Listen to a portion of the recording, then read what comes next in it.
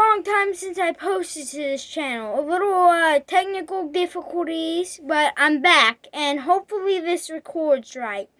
So, welcome to me talking about the Return to Freddy's. This is a fan game franchise that I've been wanting to talk about because there's a lot of controversy in this fan base and this game series that I kind of wanted to talk about, and the games in general are interesting to me. The first game I don't really want to talk about because it's just dreadfully awful. Like, it is on the top tier of some of the worst FNAF fan games ever. Like, it's nothing but stolen assets from the first two FNAF fan games. The voice for the phone guy is absolutely awful. The animatronics, as I said, they're stolen from FNAF 1 and 2.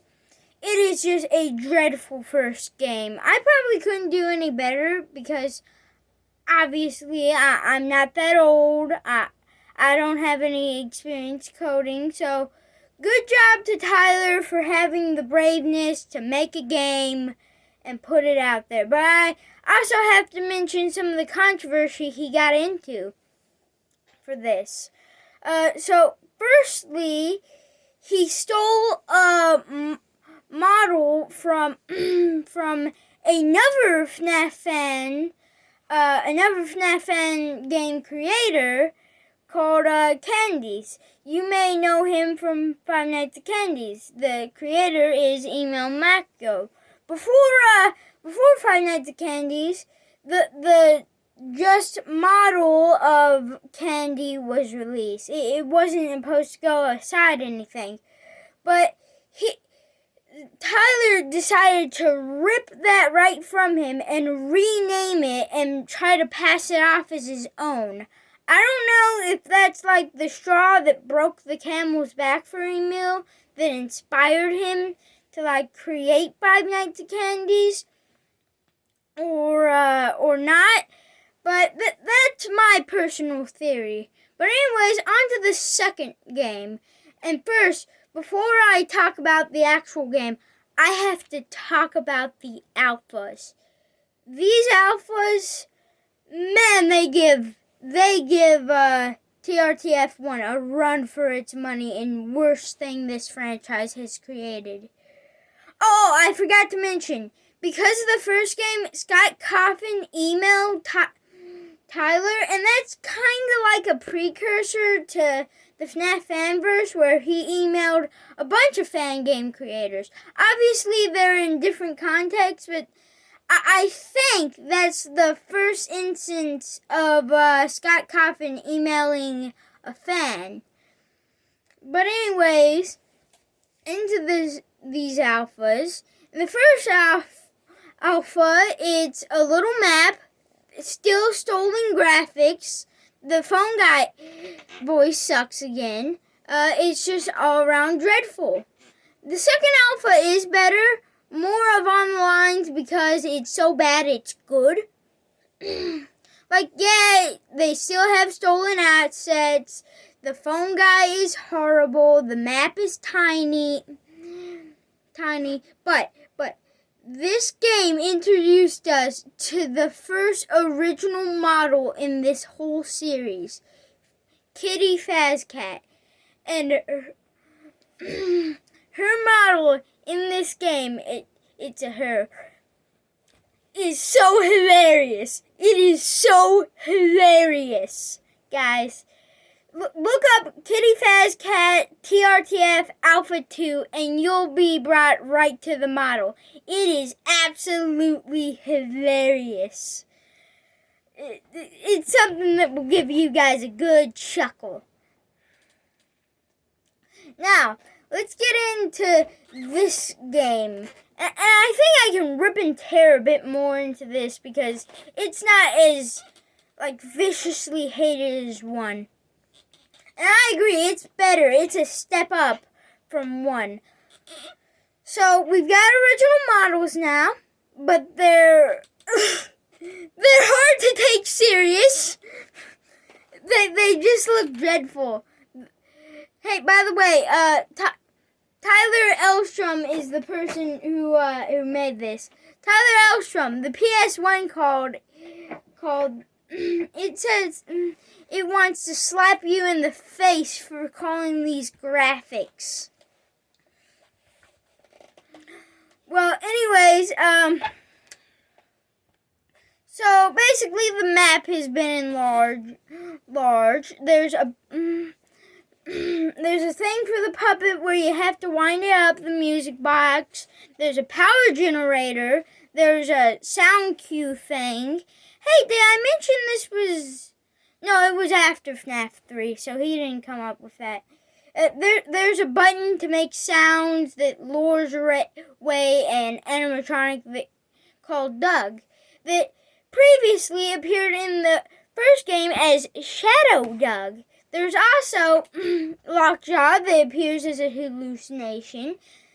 And also there's the actual Kitty Faz cat, the one that doesn't look so ridiculous, but still kind of looks ridiculous.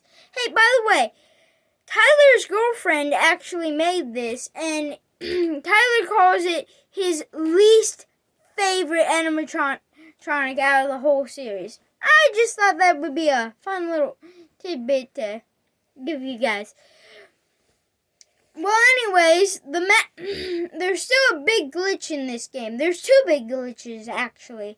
So when you put on the mask, if you put on the mask, you're supposed to, prevent the animatronics from jump scaring you, but sometimes they do.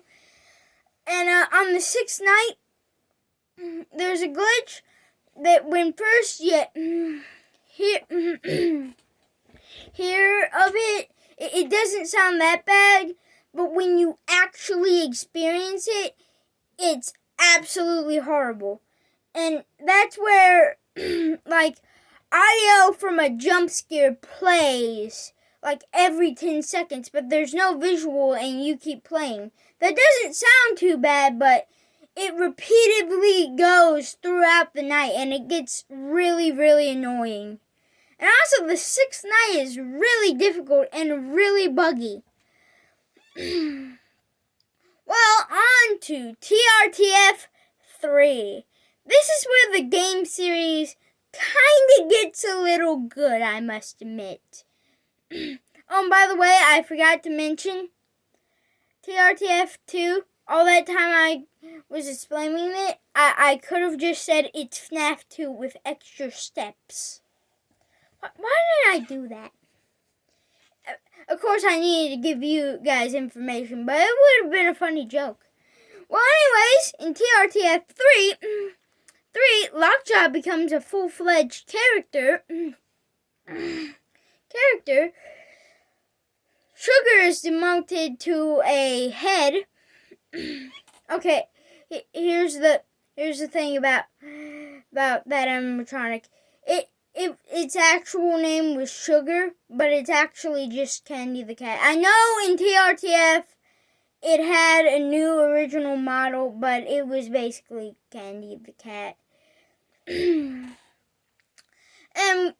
the models look pretty good, much more improved from the models in TRTF 2, but it's also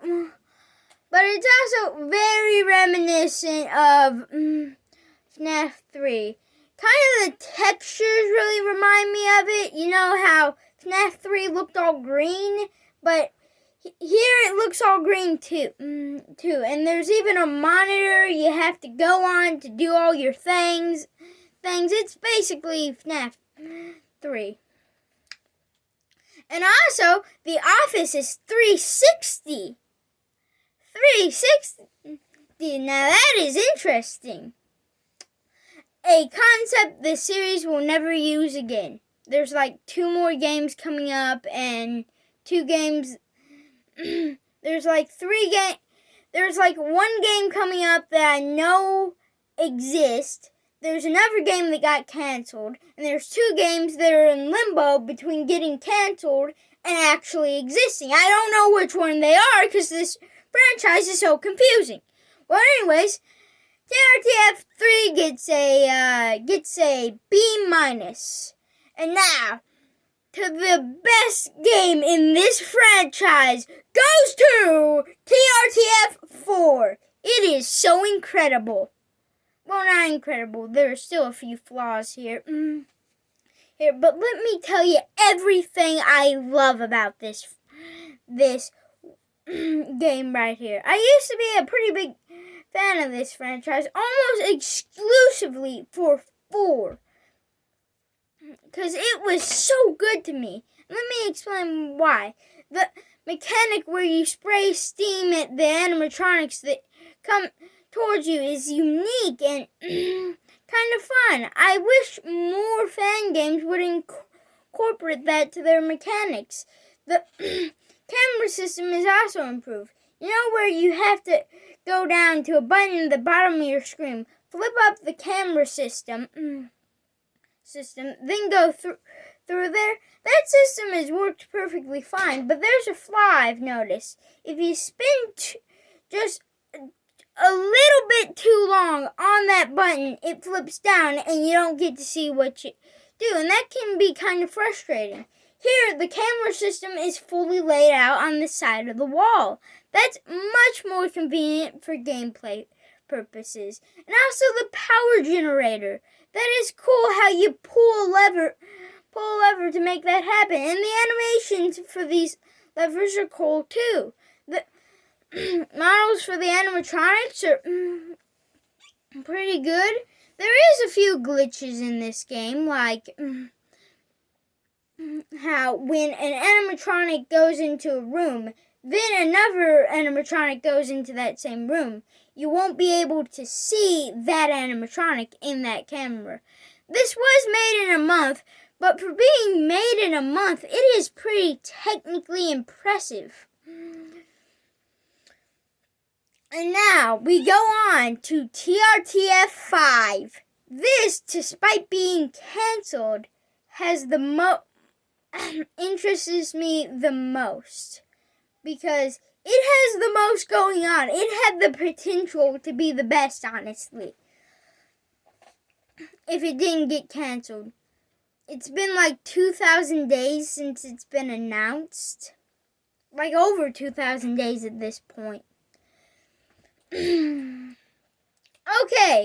so the basic gist of what this game would be was you were a detective and you were like going through floors of a factory. There were 11 floors and you had to fend off these animatronics called tortured animatronics. Like Tortured Lockjaw, Tortured Kitty Fazcat, Tortured Freddy. You get the gist. Just all culminating in a final showdown with the torture device. Yeah, real good job at naming. Real good job at naming characters, Tyler.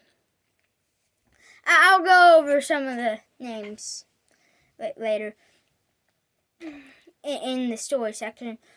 But anyways, this game would have been a free roam game if you can believe it or not. You can go and move to places by clicking. It's kind of a point and click horror game. So this one was interesting. I liked the models too that I saw. But let's talk about some of the things that happened. Firstly, there were a few teaser games to come out. One of them was more or less just a cutscene that it just shows how the story works. And another one of them was the first level of the game, one of the first floors, released in kind of a bite-sized package. But anyways, there's not much to discuss here with these teaser games. There's a lot that I left out that I've already forgotten because they weren't that interesting to talk about. But anyways, there was a lot of controversies through this. Firstly, Tyler, during the production of all of this, decided to retire from game making, even though recently he's been helping out on fan projects on TRTF, fan games. I don't know, but he handed it over to a different person, supposedly, but it actually turned out to be himself. After that little controversy, he sent it over to many dev teams. They all decided to scrap their projects because they didn't want a single part of this. Anyways, there was a lot of stuff planned for this game, actually. It would have incorporated some of the things that happened in the TRTF Dreadful Truth. A story, a kind of book, but it's online because he couldn't legally sell it without Scott Cawthon's permission. And I'm pretty sure Scott Cawthon wanted nothing to do with this franchise after the first game. Well, anyways, there was supposed to be an online mode for this game as well, along with a mode in this game that would parody FNAF World. But thankfully, it never came to fruition, because we all know how the regular FNAF World turned out. And that was by a much more talented person than Tyler. Much.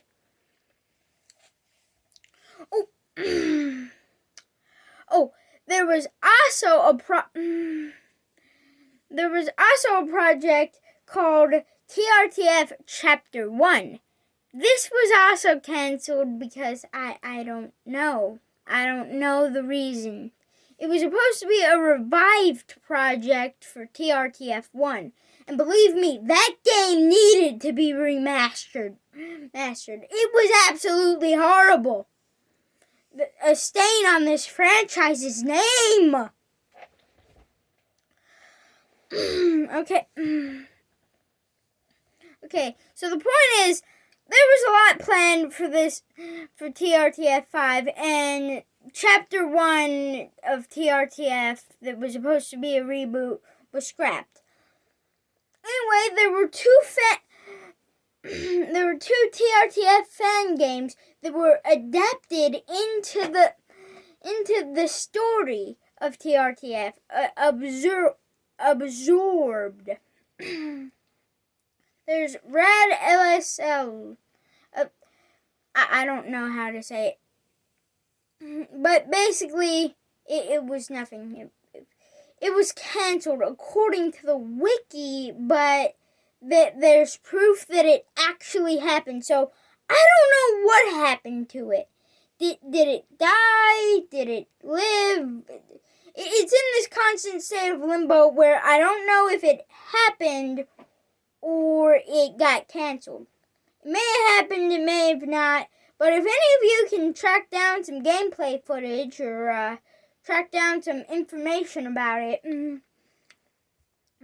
like a gameplay video of it showing what the story of it was, that would be much appreciated.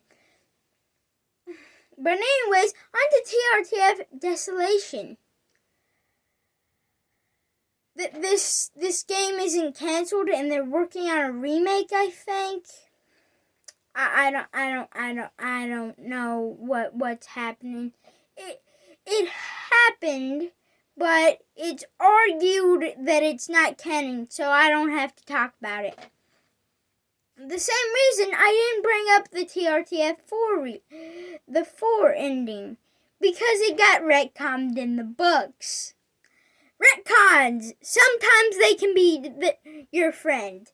and other times they make theorists mad and want to punch the creator in the face. Okay, now that we're done with all of that, we can move on to the book. The book. Okay, so the book's full with spelling errors because I've heard some rumors of this, but I don't know if it's true. But there's a few rumors that Tyler was homeschooled. But I don't know if that's true. That may just be a lie. No one's confirmed it. No one's debunked it. By that I mean Tyler hasn't confirmed it or debunked it. But yeah, there's a lot of spelling errors in this. So basically what happens is there's this Gilbert facility that single-handedly wins the stupidest thing in this franchise. You thought the TRTF4 ending was absolutely terrible. This Gilbert facility is just dumb. How do you have animatronics that can keep people alive after they've contracted a super cancer? How do you have that in 1942? America this is Japanese, Japan, China, where this is taking place at, so I don't think they went through a depression in the 1930s. But still, the point stands. How do you have this in 1942? Then this guy called William Afton, Allison, he kills people and tortures people and puts them into animatronics. I'm sorry, no, it's William Afton. So William Afton tries to make a deal with the Gilbert facility to say that to give him the animatronics so he can start up something and make money, but they say no, and then he goes to the hospital where they're at and kills everybody, and they get the animatronics in the machine. Then the Gilbert facility hires a night guard to prevent that stuff from happening again. So that don't happen again. So there's this new night guard, but they attack again, and he tries to prevent them, and then there's a chase scene ending with a gun firing into a canister of propane and explosion. Yeah, that's totally what happened. I gave an accurate description of what happened there.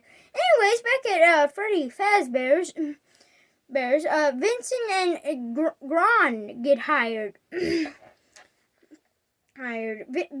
the guy who was involved in that stupid TRTF4 ending, and Vincent, the one that you played that minigame as. So they get hired. Allison's watching over, and the employees that don't do good get trapped in torture machines and beat up and forced to change religions to the torture device church. I guess Vincent